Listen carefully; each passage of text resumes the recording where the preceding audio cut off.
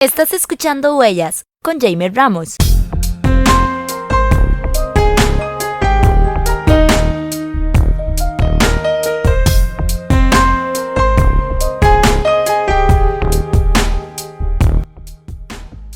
Bienvenidas, bienvenidos a su espacio Huellas. Como hemos venido anunciando, hoy vamos a hablar de un tema sumamente interesante. Un tema el cual trataremos, como es debido, con todo el respeto, desde una perspectiva crítica, sociológica, de comunicación y sobre todo desde una perspectiva de género. Hoy vamos a hablar de el psicópata, el denominado psicópata. Desde el 6 de abril de 1986 y hasta el 26 de octubre de 1996 en Costa Rica, en San José, ocurrieron una serie de crímenes atroces, con un componente de feminicidio, con un componente de violencia hacia las mujeres sumamente preocupante. Hoy en Huellas vamos a hablar de un documental que explora, que analiza y que nos ofrece una perspectiva crítica acerca de estos acontecimientos. Vamos a hablar del documental El Psicópata, crónica de un crimen sin resolver. Y para ello, como siempre, contamos con una invitada de lujo, con una persona especialista en este tipo de temas. Hoy tenemos el placer de conversar con Stephanie Céspedes, directora de este documental. Stephanie, bienvenida a Huellas. No, muchas gracias. Muy contenta de que todavía, a pesar del tiempo, el documental siga siendo muy relevante, ¿no? Y que se pueda tratar en estos espacios y podamos no solo verlo, sino también poder comentarlo, ¿no? Y discutirlo. Gracias por la Este, invitación. Con todo gusto, gracias a vos. Stephanie Céspedes es directora de imagen y sonido, es directora de fotografía y foquista, ha realizado estudios de antropología en la Universidad de Costa Rica, ha participado como directora en varios festivales internacionales como Stage Festival International, Cine Fantástico de Cataluña, el CRFIC, Panamá Horror, el VAS Rojo Sangre, Insólito, entre muchos otros. También ha colaborado como freelance en diversos departamentos de cámara, cine, series, videoclips y publicidad en diversas productoras latinoamericanas. Participó como talents de cámara y pitch de género en el Festival Internacional de Cine de Guadalajara. Colaboró en programación en Locarno Industry Academy y fue jurada y panelista en varios festivales de cine fantástico. Formó parte también del equipo de programación del CRFIC en su edición número 11 y 12. Además es docente universitaria de realización audiovisual en la Universidad Creativa en Costa Rica y en el año 2022 fundó Histeria Festival Internacional de Cine Fantástico en Costa Rica, donde actualmente es la directora festival que recomendamos muchísimo. Stephanie, de verdad que muchísimas gracias por sacar el tiempo. Nos acompaña desde República Dominicana. Y para comenzar, bueno, vamos a empezar por estas motivaciones por esta subjetividad, por el, ¿qué te llevó, qué te impulsó como directora de cine a desarrollar una temática como lo es este documental del psicópata? Bueno, creo que yo desde que empecé a estudiar siempre tuve este gusto por el documental y también por el terror, pero nunca había creído que era algo que uno podría mezclar, ¿no? De lado a eso, ahora yo venía realizando ya cortometrajes y cosas ya como más enfocadas en el terror, pero también, bueno, si como saben, y después vamos a hablar un poco, este asesino, también el psicópata, estuvo como en una zona en particular y yo soy de Cartago, entonces también es una historia que yo, aunque estaba muy pequeña, siempre crecí escuchando, ¿no? Y entonces en un momento el productor, que también es de Cartago, los dos hablando, empezamos a hablar de este caso y la verdad que vimos que siempre había mucha confusión alrededor, ¿no? Tratamos de investigar, nos dimos cuenta que habían diferentes hipótesis, análisis, todo el mundo siempre tiene su propia versión, ¿no? Entonces, la intención fue acuñar toda esta información en una sola película que dejara claro también como por justicia a las víctimas de qué fue lo que pasó realmente. Y en un momento, tal vez hasta poder descifrar quién fue este asesino. Lo que pasa es que la película después, cuando nos empezamos a meter, empezó a tomar más bien un camino de investigación antropológica social de la sociedad costarricense y por qué fue que este caso nunca se resolvió, más que por tratar de resolver algo que ni siquiera la policía pudo haber hecho, ¿no? Ok, en este contexto es importante, y vos lo decías, el comprender las características, las estructuras, las dinámicas de la sociedad costarricense, y no solo costarricense, centroamericana, porque vamos a hablar de la segunda mitad de la década de los 80 hasta la primera mitad de la década de 1990. Entonces, a partir de la labor de investigación sociológica, antropológica que ustedes realizan de cara al documental, ¿cómo podríamos explicar la influencia que tiene el contexto centroamericano, el contexto costarricense, en la percepción que se empieza a producir en Costa Rica y en la forma en que es abordado el caso de este asesino en serie que posteriormente se denominó, se le dio el nombre del psicópata? ¿Cómo lo percibió y cómo se empieza a construir esa imagen condicionada por precisamente por ese contexto? Sí, si lo vemos como de afuera hacia adentro, ¿no? Como Costa Rica en Centroamérica. Centroamérica venía bastante conflictuada. Yo creo que todos los países en ese momento, ¿verdad? Traían sus propias problemáticas políticas, ¿no? Y de persecución. Entonces era un momento muy violento. Sin embargo, Costa Rica siempre estuvo como aislada, ¿verdad? Se creía en ese momento del resto.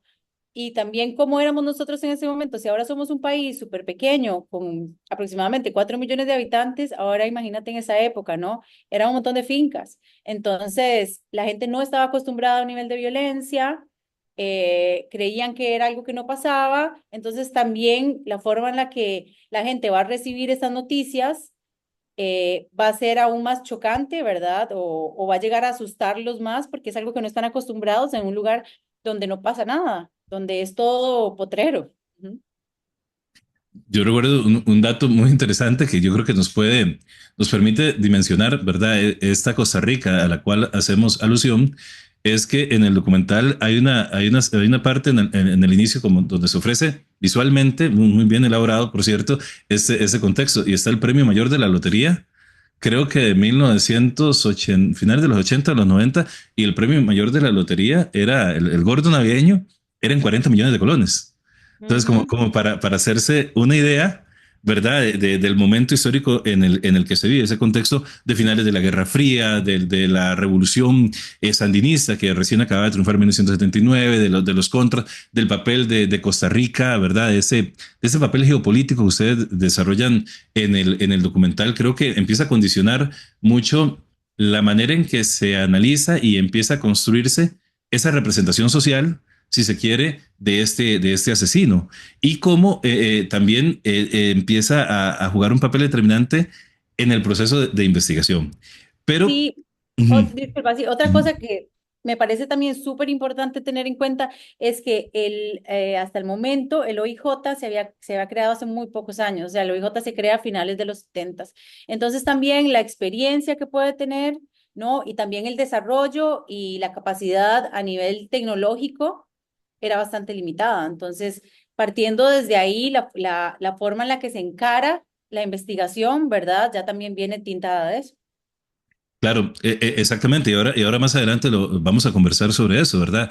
El tema de la investigación, las tecnologías, la capacidad instalada de los organismos de investigación judicial, los departamentos de investigación de crímenes, el mismo concepto que en Estados Unidos también era de reciente, vamos a ver, que se acuñó recientemente, ¿verdad? Esos asesinos seriales, esta lógica que es totalmente diferente a lo que venía siendo este tipo de abordaje desde el punto de vista de la investigación.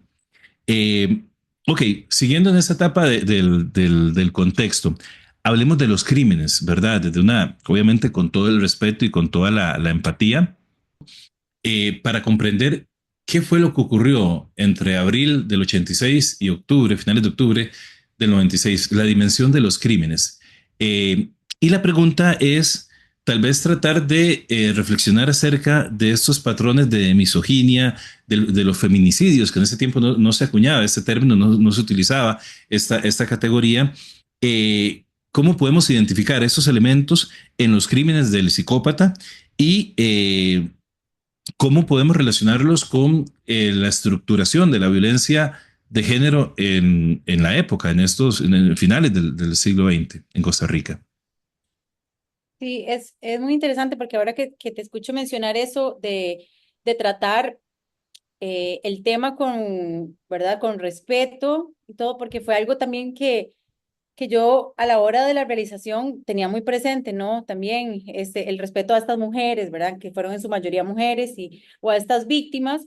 Y uno a veces duda si tomar en cuenta o contar en el documental ciertos detalles porque, porque son atroces. Entonces uno trata y te llega un cuestionamiento de decir, ok, ¿será que no lo cuento? Hay ciertos tipos de heridas que ellas tuvieron, ¿no?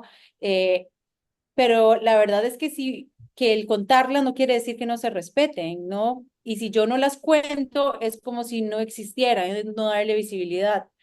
Me quedé como ahí un poco, pero va un poco a esto también que me preguntas de por qué se ve también que tenía una fijación más en la mujer. Creo que es todo por la escena del crimen, porque si bien hubo muchos de los crímenes que también incluían a víctimas masculinas, siempre a la mujer él la trató de otra forma. Bueno, digamos, empecemos por el más notable en este caso, que es el crimen de Alajuelita, donde todas eran mujeres. Y es donde exactamente es a lo que te estaba comentando antes, porque a la hora de uno sentarse, ver el expediente, donde te dice cómo fueron encontradas, con qué tipo de heridas, ¿no? Siempre llama la atención este contraste entre cómo fue tratado o cómo fue asesinado, ¿verdad? La víctima masculina y cómo fue lo que se le hizo a la víctima femenina. O sea, las niñas y la mujer esta que de la masacre de Alajuelita, creo que de todos los casos fueron las que peor fueron tratadas, si se puede decir así, porque al fin y al cabo fueron asesinadas, ¿sabes? Pero, digamos, estas niñas tenían, como se cuenta en el documental, y es de lo que te estaba hablando al inicio de esta pregunta, digamos, estas niñas tenían heridas desde el ano hasta la vagina, hechas con materiales no punzocortantes, o sea, ramas probablemente. Entonces, se nota que hay como un ensañamiento, ¿no? No es solo el hecho de llegar y asesinarla, sino que tenía un mordisco en el seno, tenía un mordisco en el cachete y eran niñas. Entonces es donde uno se pone a ver que no es algo normal, bueno, no es algo normal matar a alguien ya de por sí, pero la forma en la que él las trata, además de que estas niñas eh, fueron encontradas abrazadas entre ellas y vestidas. Y si ellas antes también, algunas fueron violadas mientras estaban vivas, porque también, según los estudios de los tejidos y todo, se ve que estas heridas, se comprueba que estas heridas con los palos y todo fue hecho cuando ellas estaban vivas todavía. Entonces, hubo que desvestirlas y después vestirlas y después colocarlas abrazadas. Entonces, es ahí desde el primer crimen donde se empieza como a resonar, ¿no? Una fijación o como una forma perturbadora de cómo él actuaba principalmente con las mujeres. ¿Por qué? Porque después va a venir también el caso de Ligia, que el caso de Ligia Camacho, que es la asesina a través de la ventana, se cree que él estuvo viéndola durante mucho tiempo. Y también la policía, hay un detalle que no marca, que no dicen, pero que está dentro del expediente, que es que Ligia estaba leyendo un libro y al parecer se estaba masturbando. Entonces, él más bien ahí estaba como observándola desde afuera, desde la ventana, quién sabe hace cuánto tiempo antes, hasta que decide dispararle, pero a través de la ventana. Entonces, tal vez es diferente porque no hubo un acercamiento como con las niñas, pero también hubo eh, una, una forma perturbadora, ¿no? De cómo él se acerca a su víctima. El caso de Patarrá, también, a la víctima masculina la encuentran vestida y a la mujer la encuentran desnuda, maltratada y violada. O sea, maltratada me refiero golpeada. ¿Qué es lo que pasó también con uno de los de Tres Ríos? Al chico también lo asesinan, pero a la víctima femenina le sacan las vísceras por la vagina. y las tiran en los cafetales. Entonces es como que parece que él, y así mismo puedes encontrar esas mismas señales en los otros casos, ¿no? El otro es del Parque de la Amistad también. Entonces es como que el Parque de la Amistad está en el auto, el vestido y la otra. Pareciera como que él mataba, no es algo que yo puedo afirmar, pero es algo que tal vez uno puede deducir, Ujú, ¿verdad? Y todo esto es a partir de evidencia, ¿no? Que pareciera que él más bien mataba al hombre como para sacarlo del paso, ¿no? Como para deshacerse de él, porque estaban juntos en ese lugar, porque era más fácil llegar y acceder a sus víctimas cuando estaban en un cafetal o cuando iba caminando sola o cuando, ¿sabes? Pero al hombre casi siempre nada más lo asesinó sin ni siquiera ultrajar el cuerpo, pero en la mujer siempre fue más allá. Entonces, todas estas, y como decís vos, en ese momento no existía la definición de crimen de género, ¿no? Entonces también no es solo una cosa de definición, sino que también es una cosa de enfoque, ¿no? Porque si no existe la definición, no puedes como policía enfocarte en que tal vez es un crimen de género. Entonces sí, yo creo que estas son las señales más que todo de que claramente él, sus crímenes sí iban enfocados mucho a la mujer. una de las situaciones que se generan a partir de esta violencia, de estos crímenes, de estos feminicidios, ¿verdad? De estos crímenes de género, es que, y tiene que ver con lo que vos explicabas de la sociedad y que en el documental queda claro. Ya vamos a hablar del tema de la investigación del OIJ, vamos a hablar del tratamiento de los medios de comunicación, pero hay algo que al inicio empezó a ser como de sentido común en la sociedad. Era el tema de que se trasladaba la responsabilidad a las mujeres para que no salieran, no había que salir en ese triángulo de la muerte, había que, o sea, como que en lugar del abordaje de la problemática que implica la violencia de género, esta actitud totalmente machista y demás, había un traslado de la responsabilidad y creo que lamentablemente en muchas ocasiones esto no lo hemos superado, lamentablemente, en la sociedad costarricense y muchos ámbitos latinoamericanos, eh, de que la situación era del cuido, de no salir de noche, de no salir solas, de no ir a ciertos lugares, de no andar haciendo ciertas cosas, porque eso estaba de alguna forma correlacionado, estaba de alguna manera, es decir, socialmente, sociológicamente, hubo un abordaje, un tratamiento de la situación que también evidencia mucho de cómo se comportaba, cómo estaba estructurada la sociedad costarricense en ese contexto. Sí, es increíble que 60 años después se sigan tratando las cosas de la misma manera, ¿no? Porque podemos ver todo el tiempo en redes sociales a esta niña también que acaba de aparecer, ¿no? A que quién sabe qué andaba haciendo, que es que ella no tenía que salir, que se fue, que va. O sea, es fácil criticar para afuera, ¿verdad? Pero no se dan cuenta también lo difícil que es ser mujer en ese sentido y el peligro que una corre por estas cosas. Entonces, eh, realmente así como en ese momento se trató, así tener razón vos, se sigue tratando el de que es culpa de una, el ser asesinado. O sea, no tiene sentido realmente.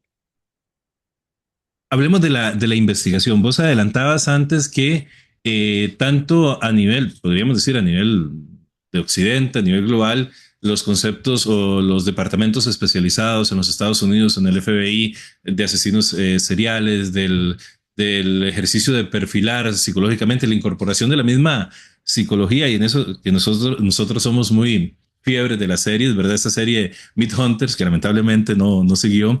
Eh, Hablaba de ese momento histórico, ¿verdad? En donde se empieza a construir ese abordaje desde la investigación judicial, desde la investigación del crimen. Pero en Costa Rica, vos lo decías, el organismo de investigación judicial y toda esta institucionalidad que tenía como labor investigar este tipo de crímenes estaba apenas surgiendo.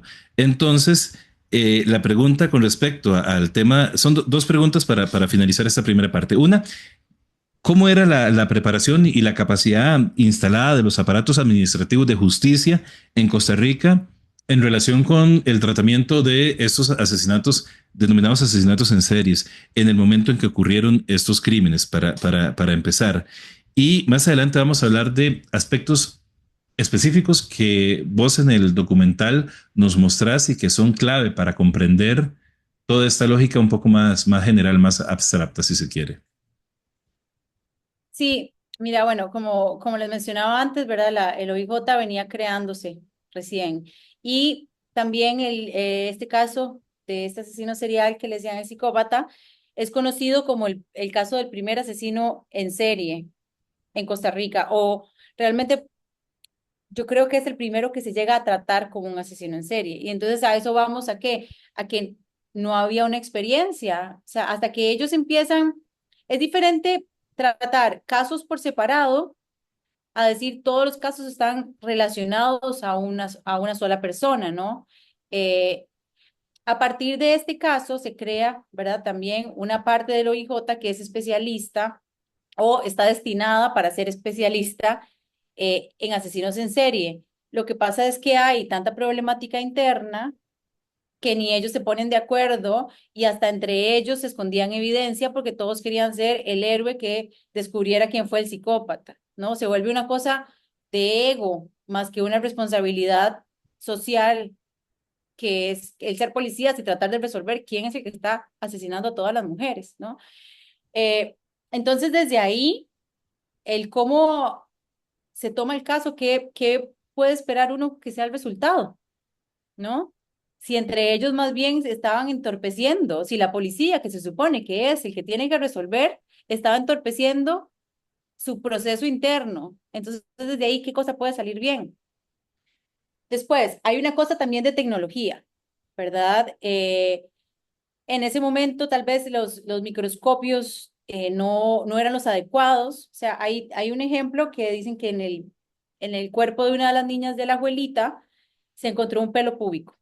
Entonces, el pelo púbico, literal, le sacaron un pelo púbico a tres pelos y pusieron el pelo púbico encontrado, lo quitaban y después pusieron el pelo púbico de tres pelos y era así, en lugar de tener un microscopio doble que pudiera facilitar eso. Otra de las cosas también, ese pelo, ¿qué lo hicieron? Lo pusieron en esmalte para poder mantenerlo, pero ¿qué pasa? Eso mata las proteínas. Entonces después hay mucha evidencia que si nosotros ahora con la tecnología que tuviéramos y si la policía, el OIJ, tuviera el interés, ¿verdad? De resolverlo, quizás se podría resolver, pero no, porque también hay mucha evidencia que fue mal conservada. Otra cosa es que uno diría, bueno, porque Estados Unidos, o sea, se acude a Estados Unidos, ¿verdad? Como Costa Rica y su particularidad, pero bueno, se acude a Estados Unidos a ver si papá Estados Unidos nos puede salvar. Eh, ellos teniendo un poco más de experiencia y seguramente más tecnología, al fin y al cabo no logran nada más que hacer un perfil diciendo que es una persona entre un rango de edad muy abierto, entre 30 a 45, de pelo negro, alto, hombre. O sea, en realidad también alguien que, o sea, un país, ¿verdad?, que tiene las condiciones para poder ayudarnos, realmente no lo hace. Pero sin embargo, también ellos ahora hubo un caso de hace algunos años que, ay, disculpa, Salud. ahí voy a ver. Gracias. Hubo un caso de hace algunos años que se encontró después de 50 años un asesino, la persona que fue la culpable de una serie de asesinatos en serie.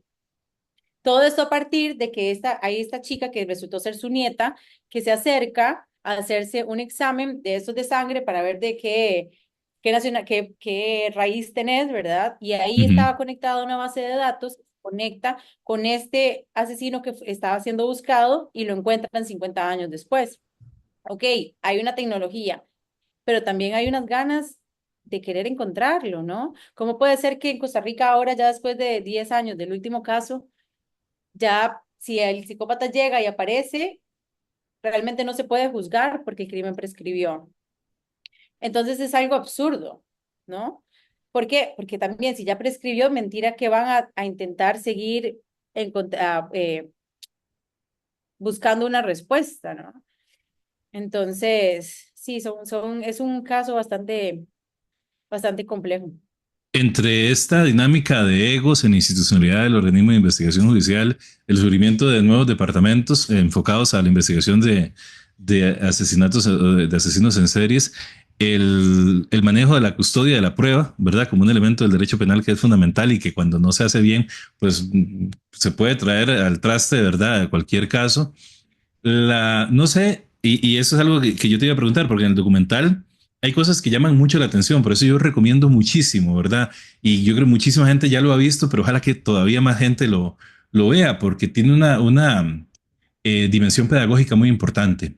Eh, cuando llega el FBI y hace y perfila el asesino, como vos decís, entre 30 y 60 años, que podía vivir en un contexto urbano determinado, de clase media, así, empiezan a hacer como una especie de censo en el lugar para ver todas las personas que podían coincidir en eso, ¿verdad? Y uno llama la atención, ¿verdad? Obviamente yo lo hablo desde total desconocimiento de la investigación judicial, pero llama la atención. A uno como espectador, como ciudadano, le llama la atención, ¿verdad? Esas estrategias.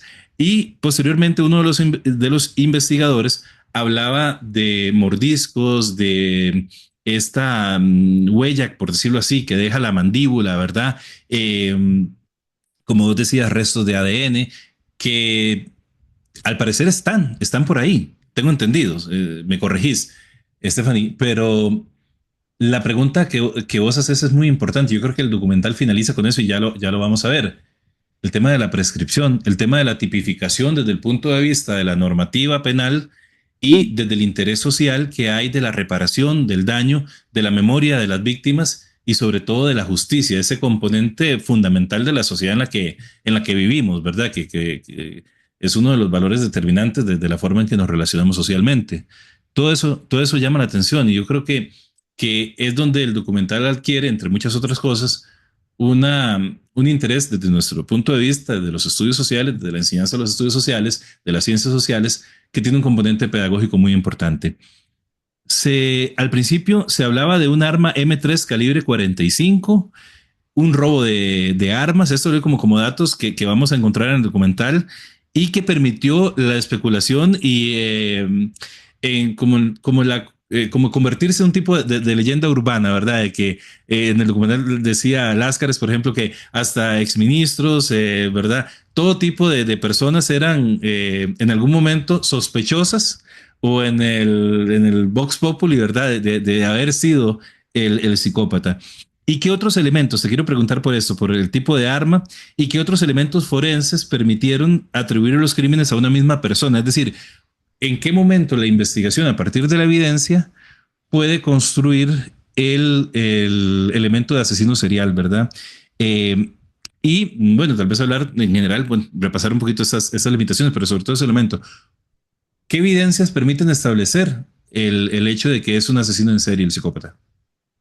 Es que todas las cosas que estás mencionando empiezan a despertar en mi cabeza muchos pensamientos. Como te dije, fue también hace mucho tiempo que pasó, pero fue tanta investigación que hubo y este crimen, yo creo que, como te conté, el enfoque cambia en un momento. ¿Por qué? Porque me parece que eh, caracteriza tanto a nuestra sociedad costarricense, ¿no? En muchos sentidos. Entonces, vamos a ver, voy a tratar de abordarlo todo lo que tengo en la cabeza de una sola. Empezando por lo de la evidencia. ¿Qué es lo que lo atribuye a una sola persona? El arma. Ujú. Que esta era esta M3, el calibre de las balas y los casquillos. De hecho, en el documental, ¿verdad? Sale un experto en armas y dice que el cuerpo del arma tiene una especie de estrías, ¿no? Que cuando la bala sale, raspa, esas estrías dejan una marca en la bala. Entonces, y también cuando es empujada en el casquillo queda una formita. Todas las balas que se encontraron, porque las balas, los casquillos se encontraron en las zonas, tenían las mismas características. Entonces, lo que ellos también dicen, si él hubiera querido, que es algo también de los asesinos seriales, que ellos quieren dejar su marca, quieren que se sepa que son ellos. Entonces, Uh -huh. si él hubiera querido que no se sepa, puede usar un arma diferente, puede armarla distinto, puede buscar y llevarse los casquillos, pero sin embargo, no, yo no creo que haya sido descuido, más bien creo que fue algo más bien a propósito, porque también desde el primer asesinato, donde después meten, ¿verdad? Que tienen como sospechoso a Tres Pelos y, ¿verdad? Todo este grupo de hombres, mientras ellos estaban en la cárcel, ocurre otro de los crímenes, ¿verdad? Y eso también se trata en el documental, el hecho de cómo él reafirma que no son ellos, sino que es otra persona, ¿no? Luego, como también me despertaba muchas cosas en la cabeza, el hecho de lo que mencionabas del mordisco, porque sí, lo que se cree es que en este momento, vamos de vuelta, si la policía quisiera y tuviera la intención de analizar, ¿verdad?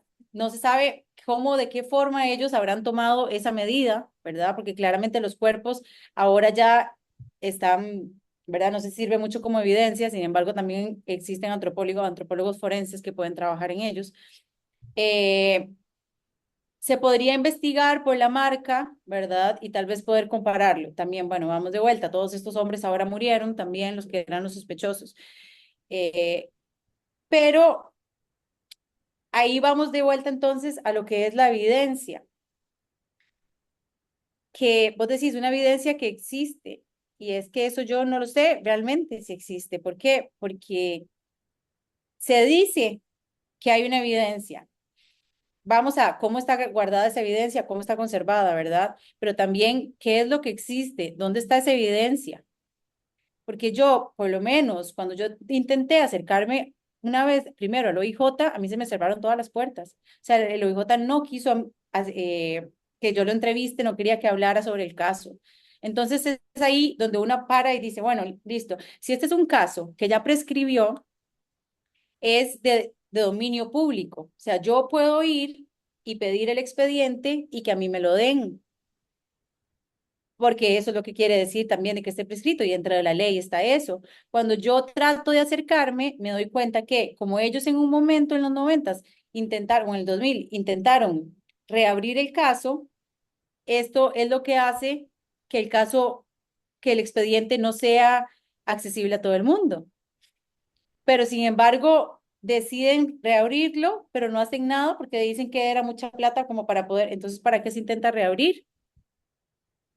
Yo puedo acceder al, y no me importa decirlo, pues yo pude acceder al expediente y al OIJ porque realmente le busqué la forma y logré que alguien me contactara, como quien dice patas, o sea, realmente te lo digo así, ¿verdad?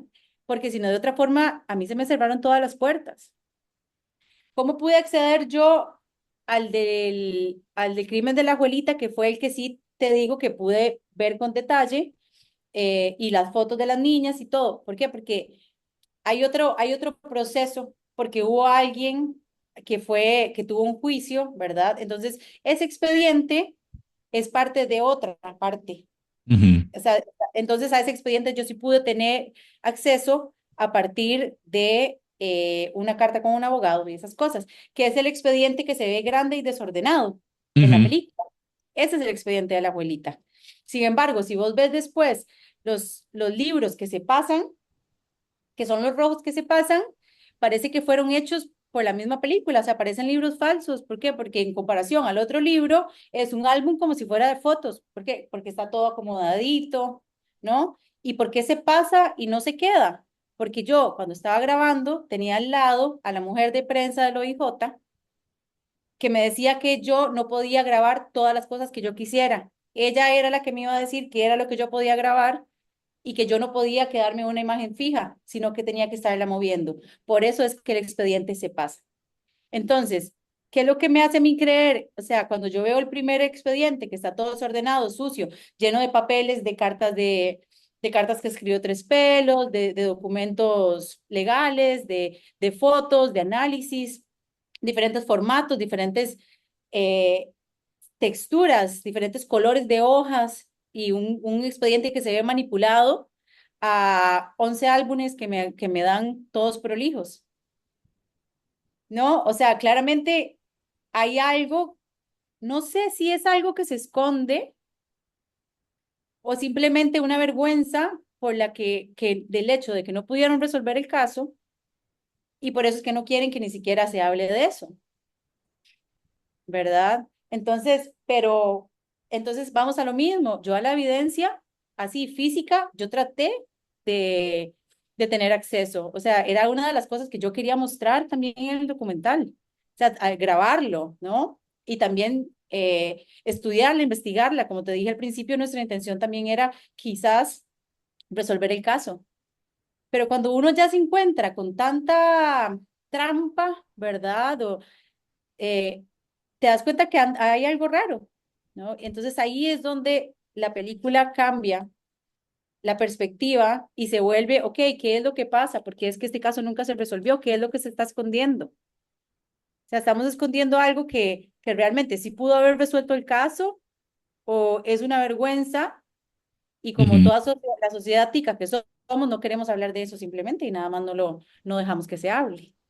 40, Entonces, casi 40 años después, Stephanie, surgen y vos nos mostrás muchísimas interrogantes sumamente válidas, preocupantes y que hacen que se mantenga, como vos decías al principio de la entrevista, vigente el documental y sobre todo esos lamentables crímenes que reclaman justicia, reparación. Y yo creo que como sociedad es algo que ojalá en algún momento pronto se atienda. Vamos a ir a nuestra primera pausa, es la sección musical Acordes. Siempre le pedimos a nuestra invitada, a nuestro invitado, que nos recomiende un tema musical que tenga relación con tal vez con el objeto de la entrevista, con la temática, o que simplemente sea del gusto de la persona que nos acompaña. Entonces, Stephanie Céspedes, directora de cine, creadora del documental El Psicópata, ¿con qué canción nos vamos a la sección Acordes? eh, a ver, si me la pedís como muy, es un tema muy particular como para tirar una canción que vaya con eso, pero Ujú. puedo tal vez tirar una canción de una de mis bandas favoritas que se llama Maldito DeLorean, que se llama Ala de Cemento. Con Maldito DeLoreans nos vamos a nuestra sección Acordes. Regresamos.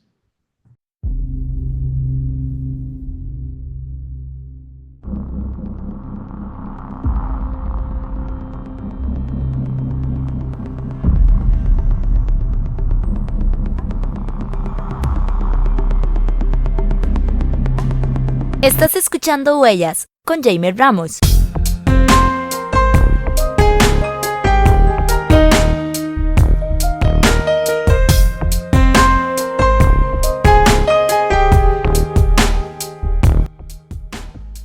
Regresamos, estamos en su espacio Huellas, los estudios sociales con pensamiento crítico. El día de hoy conversando acerca de los crímenes que ocurrieron en Costa Rica entre 1986 y 1996, los denominados crímenes del psicópata. Hablamos, reflexionamos el día de hoy acerca de un documental dirigido por Stephanie Céspedes, quien amablemente nos acompaña y comparte su experiencia y sus investigaciones sobre este tema. Hablamos sobre este documental que tiene una serie de derivas pedagógicas y que nos hace reflexionar acerca del género, de la comunicación, pero sobre todo de las características de la sociedad costarricense en este contexto y que 40 años después todavía muchos de estos elementos, muchas de estas discusiones, para bien y para mal, tienen vigencia en nuestro país. Stephanie, nuevamente muchísimas gracias por estar acá con nosotros desde República Dominicana. Eh, en esta segunda parte, la idea sería como enfocarnos en el tema de la comunicación, del papel de los medios de comunicación en el tratamiento, incluso en la, si mal no recuerdo, en la denominación de este asesino serial. Y me gustaría empezar por preguntarte cómo influyeron los medios de comunicación en la construcción de la figura del psicópata, qué medio acuñó ese término como dato, ¿verdad? Y sobre todo el abordaje que hacen los medios de comunicación y cómo tienen una participación activa, muy activa, incluso en la investigación. Sí, antes de ver esto de cómo ellos participan, hay que ver como por qué es que ellos empiezan a hacer esto, ¿no? Que todo nace a raíz de que el OIJ, mientras estaba en investigación, la información que se filtraba a los medios se hacía solo a un medio en particular, en este caso a La Nación. Entonces, los otros medios no estaban teniendo acceso. Además de que no solo se pasaba información que todavía no tenía que pasarse, como también se nombra, ¿verdad?, sobre un allanamiento que iban a hacer y se lo comentaron a los medios y los medios lo publicaron y es una tontera que se comunique un allanamiento porque se supone que es algo que es sorpresa. Entonces desde ahí ya empieza todo mal. Entonces a la hora de que nada más le pasan información a un medio, los demás se desesperan, ¿no? ¿Por qué? Porque los medios quieren vender. O sea, no es que quieren informar. O sea, ellos sí informan, pero a partir de que se les vendan las copias. Entonces, empiezan tal, por así decirse, como una pelea, ¿no? Y ahí es donde todo se empieza a hacer como un espectáculo. O sea, si empezamos a hablar desde los medios, digamos, como los periódicos, empiezan a utilizar palabras realmente como grandes para poder asustar a la gente, ¿no? Para poder crear este perfil de esta persona súper peligrosa, ¿verdad? Cuidadosa, meticulosa, que en realidad si vos te pones a ver la evidencia, él dejó pelos públicos, mordiscos, o sea, no era una persona meticulosa. Entonces, ya los medios empiezan a crear este papel, ¿verdad? Que no era real con el que la policía llevaba. También se empiezan a utilizar ciertos dibujos, por así decirlo, eh, ametralladoras en la cabeza de donde dice, digamos, sucesos y una ametralladora. O sea, se empieza a tratar como con poco respeto o con amarillismo, más bien, me parece a mí. Muchas veces se contaba la historia y ponían continuará como si fuera una película de ficción o un cuento de ficción.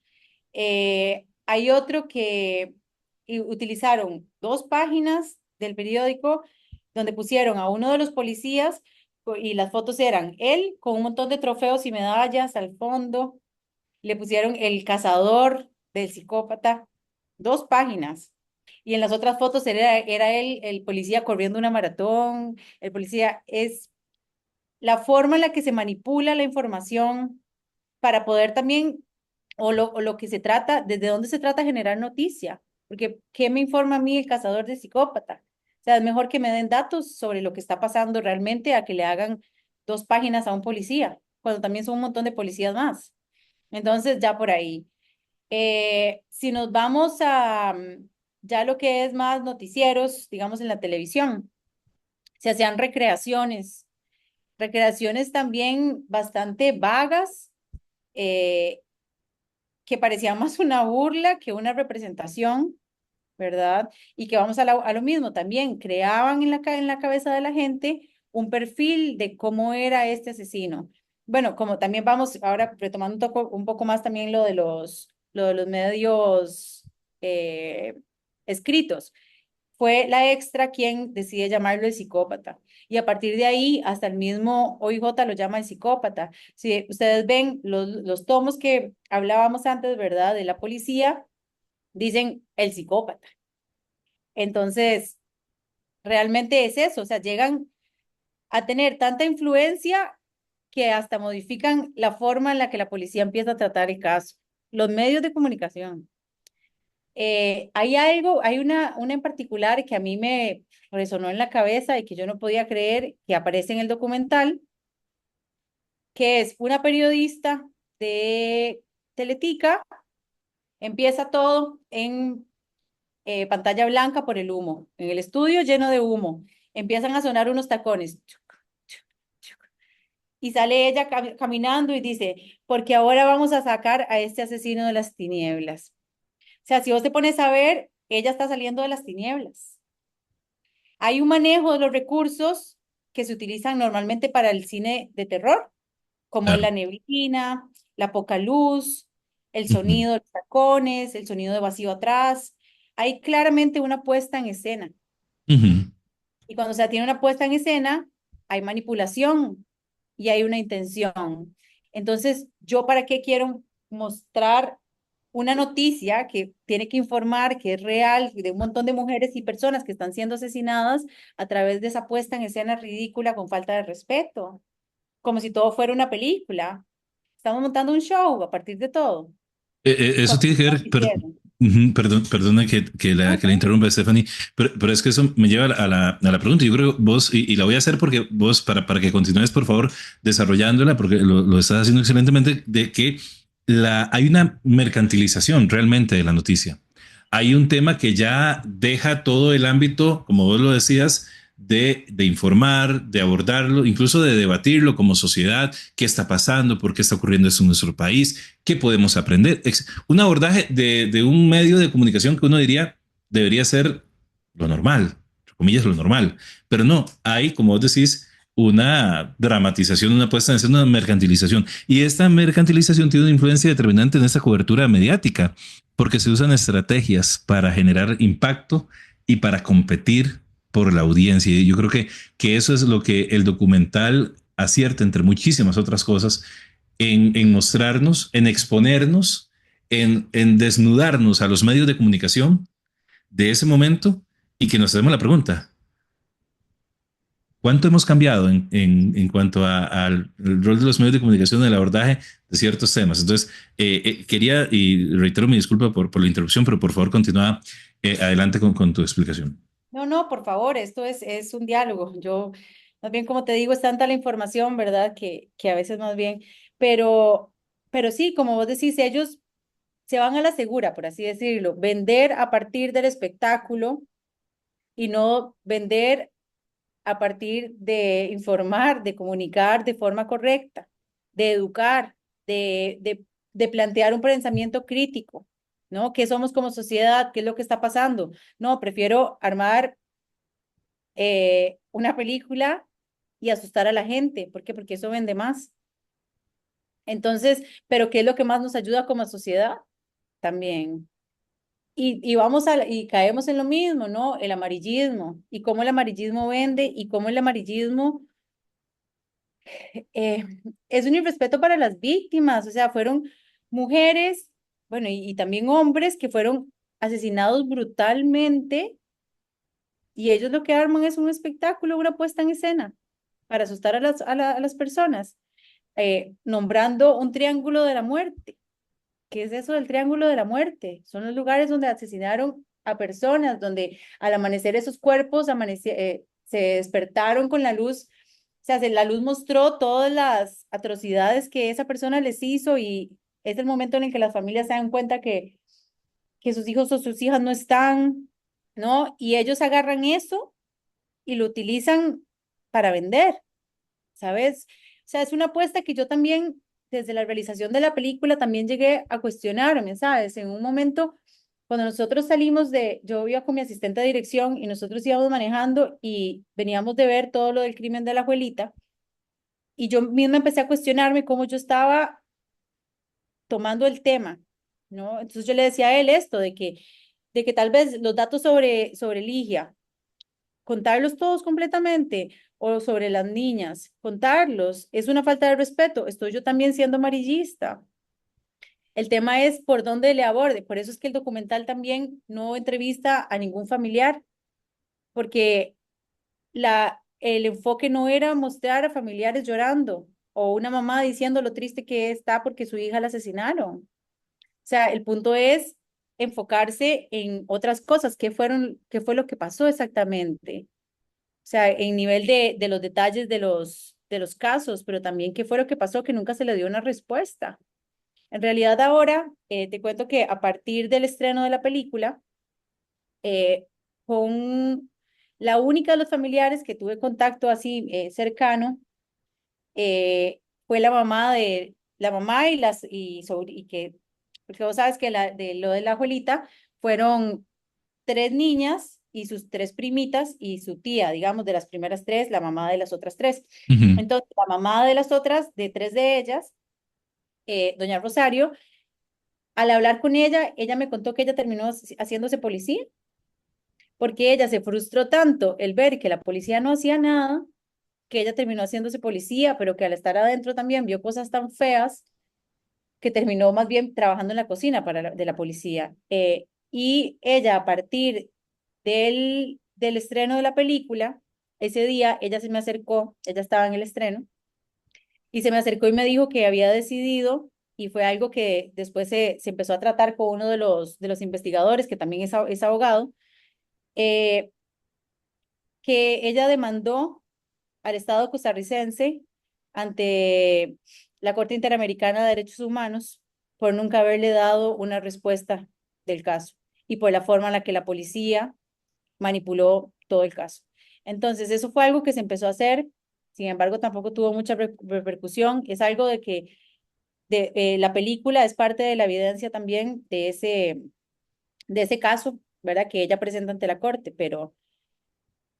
pero sí, son muchas cosas alrededor. Yo creo que también el hecho de que hayan sido tantos años, tanta gente, pero es eso que vos planteas también, ¿verdad? O sea, lo que podemos sacar de esto es cómo hemos cambiado, cómo han cambiado los medios, cómo ha cambiado la sociedad y la reacción de la sociedad ante este tipo de crímenes, ¿no? Claro, yo creo que son muchas asignaturas, muchas tareas pendientes y en este caso, igual yo comparto con vos este abordaje de lo necesario que es exponer este tipo de situaciones porque tienen una función educativa, una función que cuando se hace, como vos lo hiciste en la película, desde el respeto, desde la crítica, logra poner en evidencia situaciones de las cuales nosotros como sociedad debemos reflexionar y a partir de ahí la educación, y en esto pues entonces entramos nosotros como estudios sociales, como la universidad, como las ciencias sociales, como la didáctica, la pedagogía crítica, a ver en estos espacios, en estos documentales, en estas creaciones, oportunidades para discutirlo, para reflexionar y sobre todo para tratar de cambiar cosas que lamentablemente desde hace 40 años en muchas ocasiones seguimos repitiendo y todavía ahora impulsados por discursos políticos violentos, misóginos, patriarcales,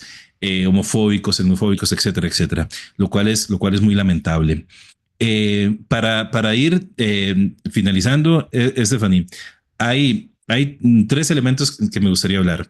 Uno es cómo, desde, digamos, una vez ya realizado el documental a tantos años, bueno, a algunos años de que se estrenara, ¿qué valoración haces vos de el caso del psicópata en su momento en la modernización de la policía judicial y cómo, sé que lo hablábamos antes, y cómo vino a jugar un papel determinante en la especialización, incluso en pugnas internas del OIJ para la creación de unidades que se especializaran en ese tipo de asesinatos y luego posteriormente ya el tema de género, ¿verdad? De los feminicidios y de cómo lamentablemente esto es algo que es una tendencia que no para de crecer lamentablemente en nuestro país. Sí, mira, como te mencioné, en un momento la intención fue, de parte de la policía, crear esta sección que se llamaba EDIS, ¿verdad? Que era la que se iba a encargar de los de los asesinatos de asesinos seriales. No pasó a más. O sea, ni siquiera terminaron de investigar el caso del psicópata. En realidad, o sea, esa parte ya desapareció. Entonces, ¿qué ganamos de esa parte? Se hizo, pero no siguió más, entonces no se ganó nada. A nivel de tecnología, supongo, no desconozco, pero espero que haya mejorado tanto en aparatos como en tratamiento de los casos y de la evidencia. Con respecto a los crímenes de género, cuando te dije que se dice que se va a volver a abrir el caso, es porque eh, hay una persona que es parte del OIJ y un político que está justo en un evento y que ahí decide que lo va a tratar como crimen, ¿verdad? De esa manera, o sea, como un crimen de género. Pero ¿qué se hizo a partir de eso? Pues simplemente algo del momento para él figurar, porque si en realidad se hubiera querido hacer algo, se hubiera hecho, si hubiera tenido la intención de reabrir el caso, se hubiera hecho. ¿Qué es lo que hizo que se reabra el caso? Nada más estropear si hay una buena intención o una intención de querer esclarecer, aclarar las cosas, ¿sabes? Entonces, en realidad no ayudó porque más bien entorpeció ciertas otras investigaciones, ¿no? Eh, por el momento, no sé realmente cómo se esté tratando todo el tema de género y de los crímenes de género en Costa Rica, pero sin embargo los números hablan otra cosa, ¿verdad? Y Y nada, yo quería contarte también una anécdota que me pasó a mí en el estreno de la película. La película se estrenó en el Festival de Sitges en Cataluña, en España, que tiene un festival de cine de terror muy grande. Entonces, habían varios medios de comunicación de varios países que me entrevistaron, ¿verdad? Y todo. Entonces, yo creo que una llamaba mucho la atención por ser una mujer hablando de un asesino serial y por ser una mujer centroamericana, especialmente de Costa Rica, que Costa Rica está conocido que por nuestras playas, nuestros volcanes y nuestros animales. Por eso es que también en el documental, al principio, cuando hacemos este resumen de contexto, nosotros ponemos todo y se exagera un poco, ¿verdad? Todo lo que son los turistas y los gringos, porque al fin y al cabo esta es la forma en la que todos nos ven.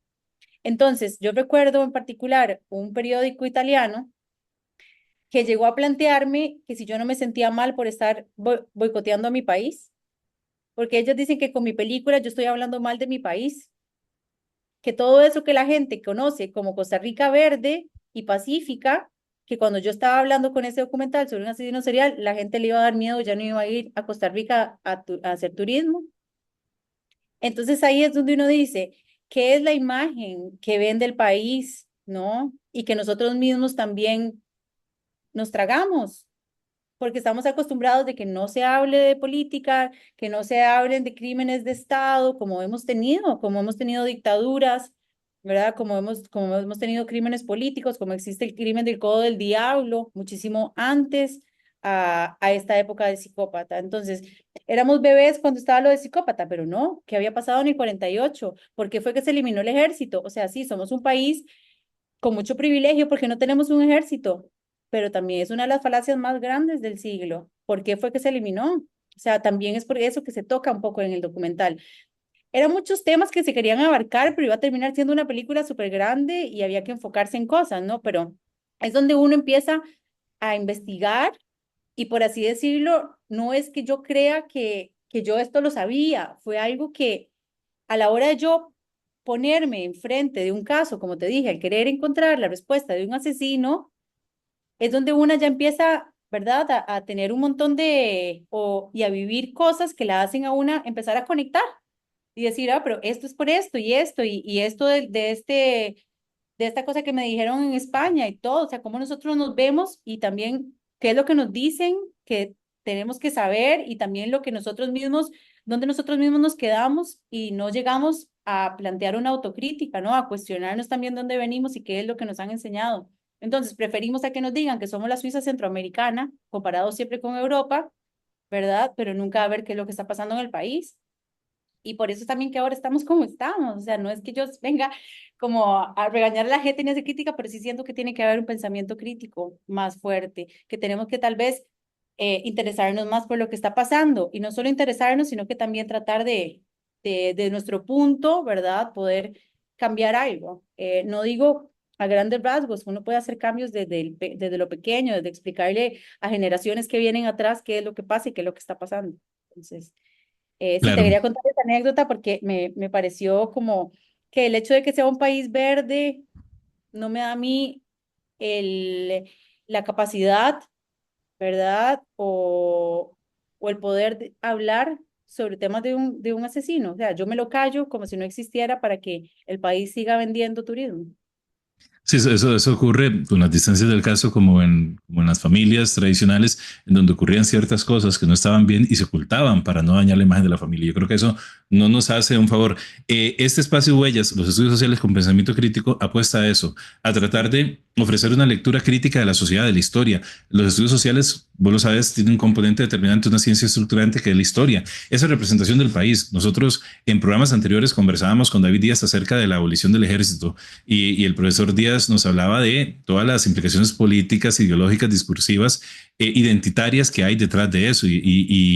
Y ahora que vos hablabas de los asesinatos del Codo del Diablo, y aquí le hacemos un guiño al historiador Antonio Jara, que le hemos invitado y esperamos conversar pronto con él acerca de también otro documental que hizo, en donde vemos que hay una violencia política, hay terrorismo de Estado en la segunda mitad del siglo XX en Costa Rica, que el proyecto de la Segunda República pudo tener, sí, muchas cosas positivas, pero que también hubo violencia, proscripción antidemocrática de partidos como el Partido Comunista de Costa Rica, etcétera, etcétera, y en donde estos temas hay que hablarlos porque es conociendo realmente la historia en que podemos reflexionar y tratar de mejorar, que es lo que realmente nos interesa. Entonces, más bien es una actitud valiente la que vos has tenido al mostrar cómo se abordó tanto a nivel institucional, social, comunicacional, antropológico, estos atroces asesinatos.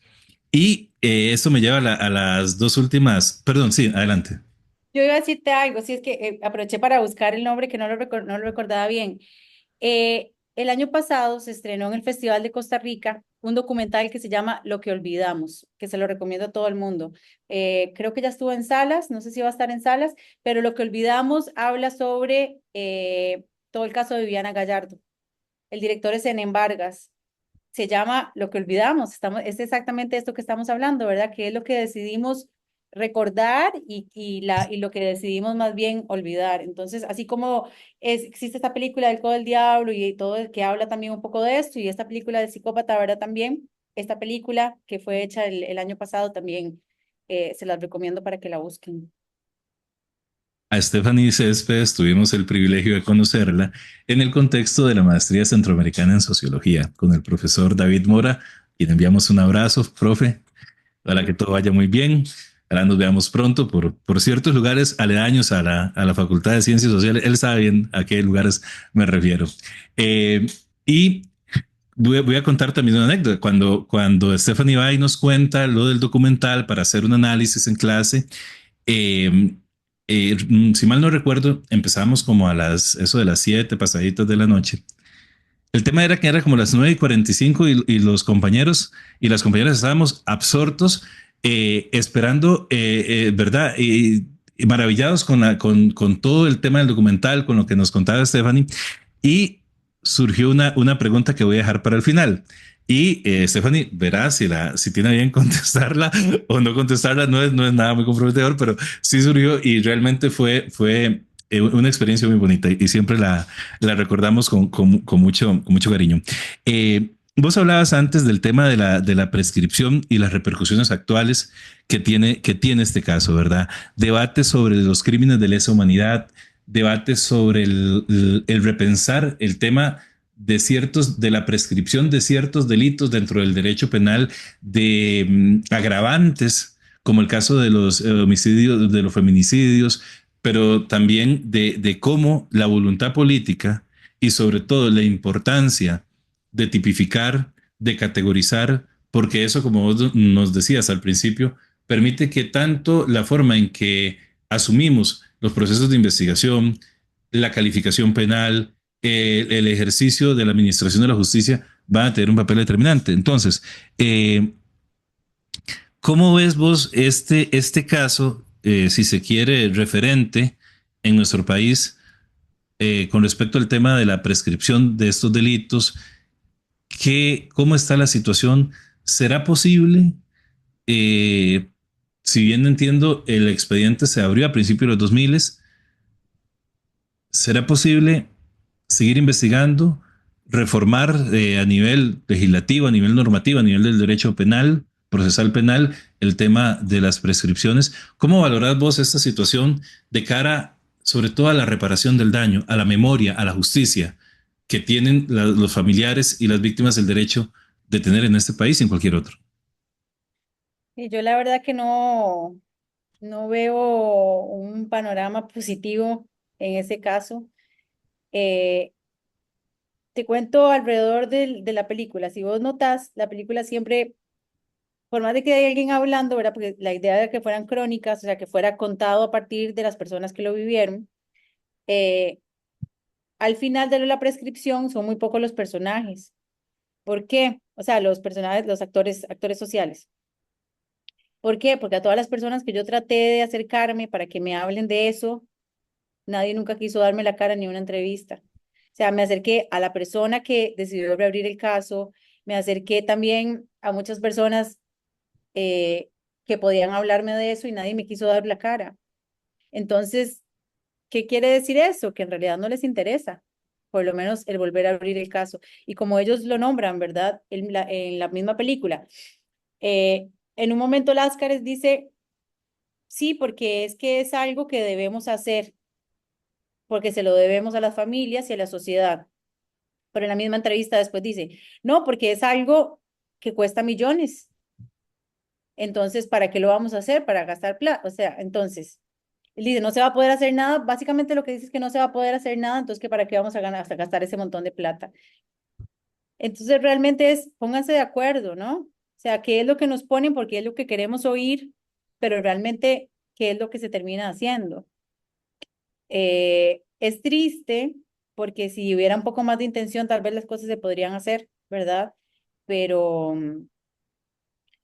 pero sí, realmente ojalá que se pueda cambiar eso de la prescripción, porque no es solo este caso en particular. O sea, eso de la prescripción es para todos los demás. Entonces, sí, está afectando muchas otras investigaciones y puede llegar a afectar. Entonces, también lo que hablamos de cómo se tratan los crímenes como crímenes de género. En Costa Rica tal vez todavía tenemos esa parte, ¿verdad? De que se trabe. Sin embargo, hay países en los que, ¿verdad? Ya realmente hasta se está quitando la opción de poder investigar un crimen como un crimen de género. Entonces, y esas como en Argentina, ¿no? Ujú. Entonces, no es en Costa Rica, pero sí es algo que está cerca y que puede llegar en algún momento también a afectarnos a nosotros, ¿verdad? O la forma en la que nosotros lo vemos o que nuestros legisladores deciden. Entonces, es como una pandemia, ¿no? Eh, no sé, en realidad una trata de ser positiva, pero si nos ponemos a ver, las mujeres desaparecidas en Costa Rica son cada vez más. Y como hablamos al inicio, todavía las personas siguen comentando. Ahora, las redes sociales son redes sociales, pero evidencian la forma en la que la gente piensa. Y a la vez de que nosotros ponemos que esta mujer tal vez la secuestraron por andar vestida así, por eso le pasa por estar en esos lugares, porque eso es lo que uno escucha, lo que uno lee, por Ujú. estar en esos lugares, que andaba haciendo. A la mujer la encuentran con vida. Ay, bueno, sí, porque seguro estaba perdida, porque en lugar de decir qué bien que está con vida. O dicen, bueno, ahora aparecen las feministas y las feminazis. Entonces, en realidad, ¿a dónde vamos con toda esta forma, no? Claro, totalmente, totalmente de acuerdo. Vos nos decías al principio, ya con esta pregunta finalizo, vos nos decías al principio que una de las primeras intenciones al hacer la película era el tratar de alguna forma de colaborar o, ¿por qué no?, resolver el caso. Te lanzo esa pregunta, no tenés que contestarla, pero que es la pregunta que no solamente se hace desde el punto de vista de la curiosidad, sino de la necesidad de reparación y de justicia que como Sí, sociedad y la familia se tiene, ¿verdad? es que, digamos, yo puedo llegar a tener mi sospecha, pero más como desde un fanatismo, por así decirlo, aunque suene feo la palabra fanatismo. A lo que voy con fanatismo es a la no experiencia, ¿verdad? ¿Y por qué? Porque no tengo una base científica, porque nunca tuve acceso al expediente real, total, porque, o sea, porque se me dio la información a gotitas, ¿verdad? Y manipulada, porque no tuve acceso a la evidencia. Entonces es algo tan fuerte como para señalar a alguien, ¿verdad? Que, que es algo que no puedo hacer.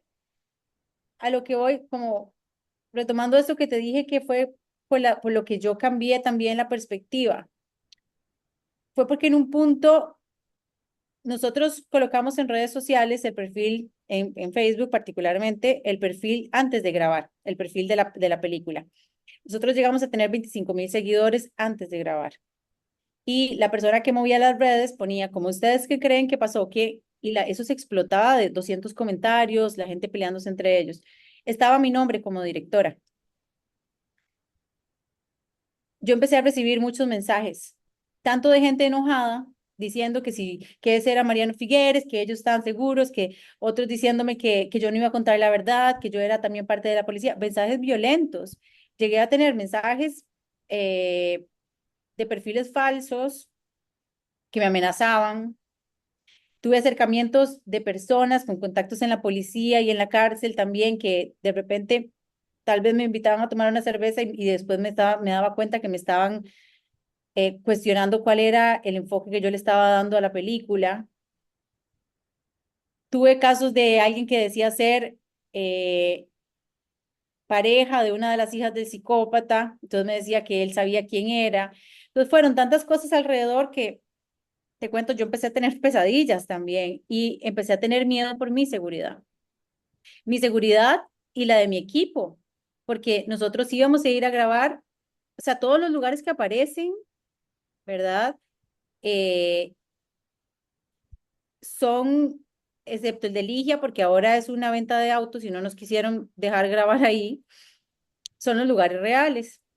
Entonces, yo también tuve miedo por mi equipo, porque una de las cosas que nosotros queríamos hacer era, como yo te dije, a mí siempre me quedó muy grabado cómo los espacios también tragan toda esta energía, ¿no? Y cómo esos crímenes eran en la noche y después con los primeros rayos del sol salía a la luz todo esto horrible y cómo estos espacios, por eso es que se muestran en el amanecer, cuando aparece la luz.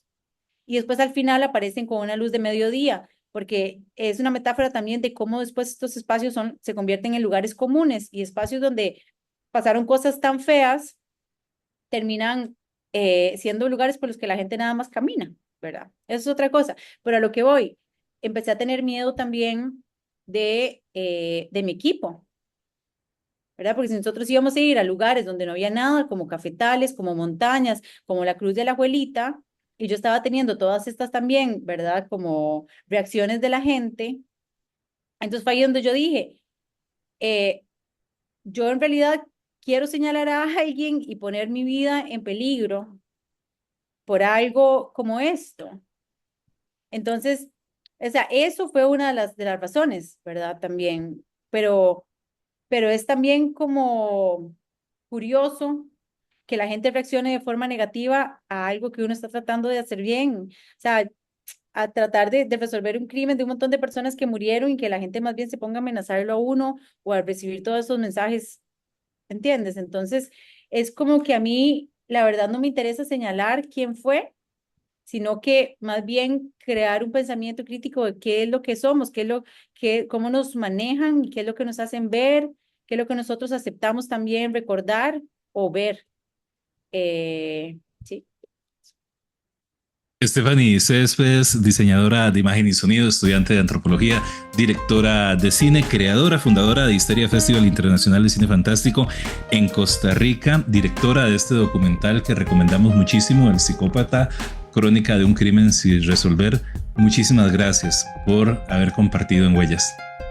No, muchísimas gracias a vos y más bien gracias por todo este espacio y todo lo que haces, no solo con este caso de esta película, sino en general todos los temas y por exponérselos a la gente de esta forma.